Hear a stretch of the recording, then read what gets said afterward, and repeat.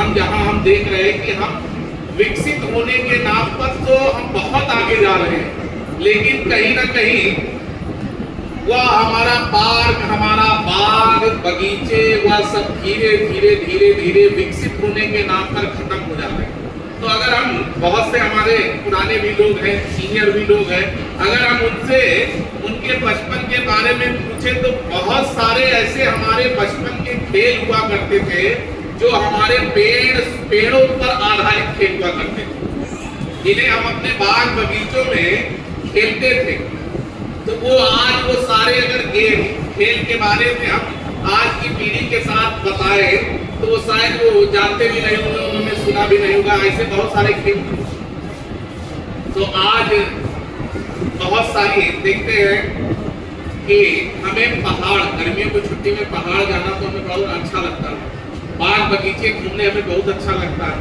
लेकिन ये धीरे धीरे अगर हम स्वयं नहीं तैयार करेंगे तो धीरे धीरे ये सारी चीजें समाज से विलुप्त होती जाएगी। अगर हम बड़ी बड़ी बिल्डिंगों पर ही आधारित अपना जीवन हम सोचेंगे तो फिर हम कैसे कर पाएंगे? तो यह हमारी जीवन का एक हिस्सा है कि कैसे हम अपने पर्यावरण को सुरक्षित करेंगे, हम कैसे प्लास्टिक का कम से कम उपयोग करें। तो विद्यार्थी परिषद का एक हमारी गतिविधि है स्टूडेंट फॉर डेवलपमेंट।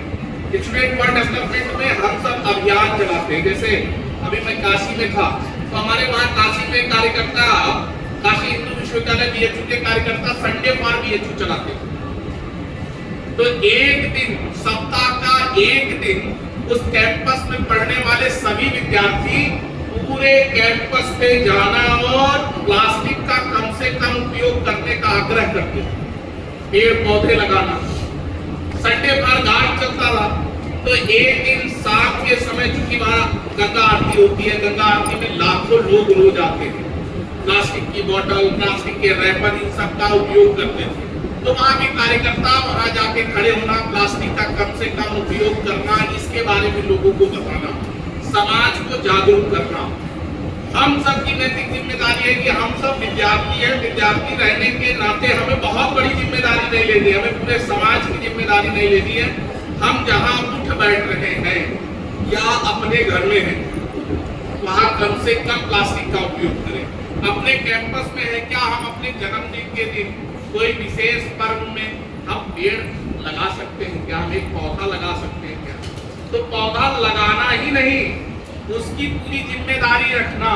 जिस प्रकार से हम समय समय पर अपने आप को भी मेंटली चेकअप करते हैं, अपने जो उपयोग में वस्तुएं हैं जैसे गाड़ी है उसकी महीने में हम सर्विसिंग कराते हैं, इन सारी चीजों की हम देखभाल करते हैं ना, वैसे हम जो पेड़ लगा रहे हैं उस पेड़ को भी कम से कम महीने में एक बार देखना,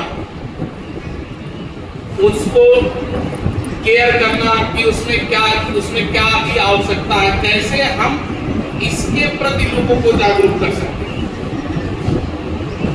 आज हम देखते हैं बड़े बड़े होटलों रेस्टोरेंट में प्लास्टिक के पेड़ लग रहे हैं। तो धीरे धीरे धीरे धीरे समाज में ये प्लास्टिक के पेड़ जिस दिन चलन ले लेंगे उस दिन हम सभी लोगों को ऑक्सीजन सिलेंडर लेके चलना पड़ेगा। अपने पास, अपने बैग में, अपनी गाड़ी में एक ऑक्सीजन सिलेंडर लगाना पड़ेगा। अभी पूर्व में हम सब लोगों ने देखा कि उड़ीसा में, साउथ में माता जी ने अपने बचपन से जंगल लगाना शुरू किया और आज उन्होंने कितना बड़ा जंगल खड़ा कर दिया निस्वार्थ भाव से। तो हमें बहुत बड़ा काम नहीं करना, लेकिन विद्यार्थी धर्म के नाते हमें पढ़ते पढ़ते कम से कम 5 वृक्ष या 10 वृक्ष जितने लगाना, उनका पूरा पालन पोषण करने की जिम्मेदारी भी हम सबको लेनी पड़ेगी।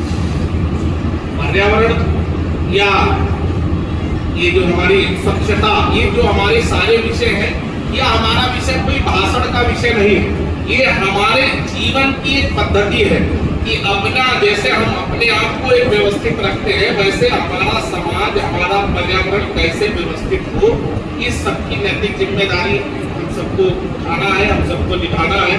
या कोई हमारा वर्ष में एक दिन का विषय नहीं है या हमारा भाषण का विषय नहीं है, या हमारी जीवन पद्धति का विषय है।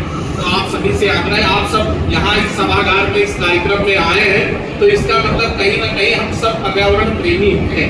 तो उस भाव को जगाना और लोगों को बताना कि कम से कम प्लास्टिक का उपयोग करें। तो बहुत सारी रिपोर्ट्स ने भी, सर्वे रिपोर्ट्स ने बता दिया है कि ये जो प्लास्टिक की बोतल है, ये प्लास्टिक के